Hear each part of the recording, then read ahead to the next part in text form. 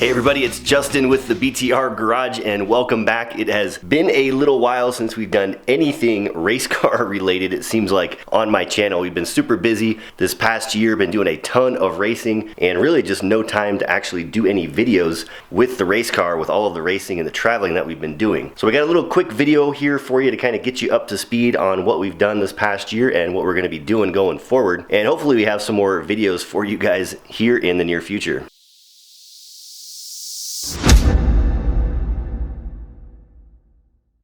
So you guys are probably not up to speed with what has been going on with my Time Attack BMW here in the last year or so. We did a ton of work during last year's off season, and unfortunately I didn't have a lot of time to get all of those videos and all of those upgrades out to you, but we've made a ton of changes to the car. It's a full-on Time Attack car almost at this point. We still have some work to go, but it's been a lot of fun. Did a lot of racing, hit up a lot of new tracks and new style events, including Grid Life Alpine Horizon here in Colorado, and had a lot of fun with the car in its first real season as a competitive Time Attack car. So I'm kind of going to give you an overview of what we've got done and how different the car is. We told you a while back that we were going to get it wrapped, which we did.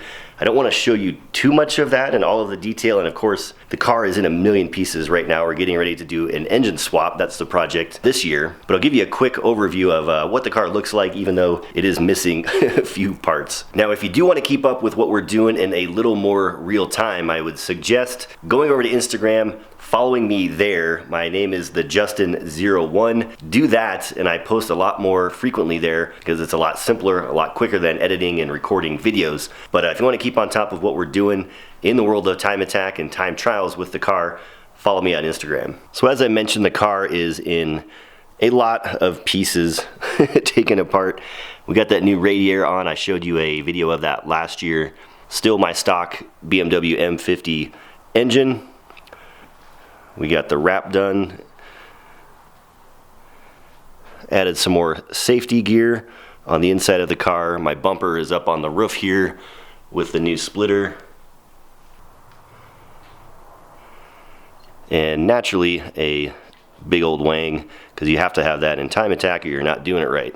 So real quick recap of last year. Again, we did a lot of races, a lot of time trials with NASA. We did Grid Life Alpine Horizon, which was really cool, out at Pikes Peak International Raceway.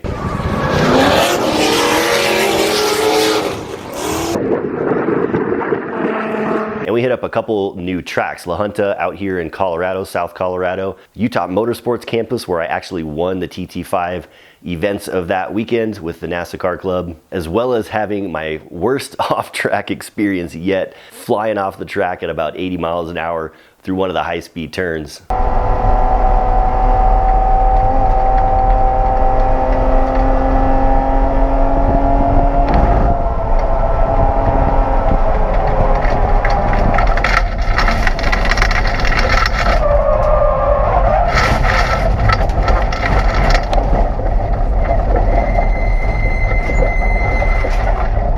Ended up damaging my front splitter on the car a little bit, knocking the alignment out of whack, but nothing too terrible. Still managed to drive and finish the weekend. We did High Plains Raceway out here in Colorado a number of times, maybe 3 or 4 times out there. Won the SCCA TT National Tour out there for my class. Granted, there was only a few people in it.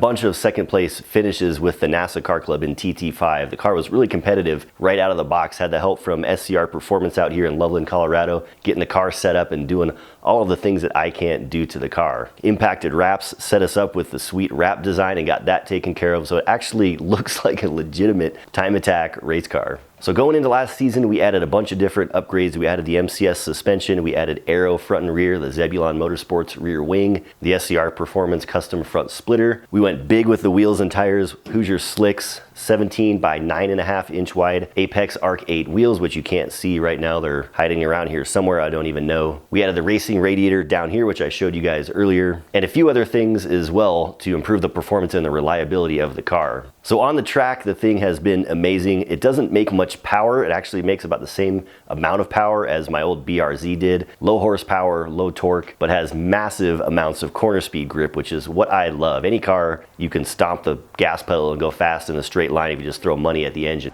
This thing's a hammy. But getting a car to handle well and fast through turns is really the challenging part in my experience. So building a car that can do that and just hug corners like no other is really fun. And that's really what this car is built to do. So for the upcoming race season, we're not doing a whole lot to the car chassis wise or build wise, but we are putting a new engine in the car because the only thing that this thing lacks is power. With the NASA Car Club, you're limited to 14:1 power to weight ratio. And my car in its current trim was over 15:1 power to weight ratio. So I have a lot of power to gain and be more competitive. Not to mention I can unlock the power or retune the car when I go to do things like Grid Life or other events where you don't really have any power restrictions or power to weight restrictions like you do with NASA. So I set it up for NASA because that's what I drive the most. So what do we have for power upgrades?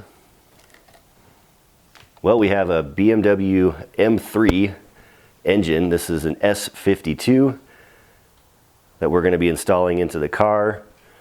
It needs to be cleaned up a little bit. But that is what we have, and we're going to drop this M50 out of here, get the M3 engine in the car, and that'll give us a lot more horsepower, more importantly, a lot more torque. We'll probably have to detune the horsepower for NASA so that I'm within the power to weight ratio rules.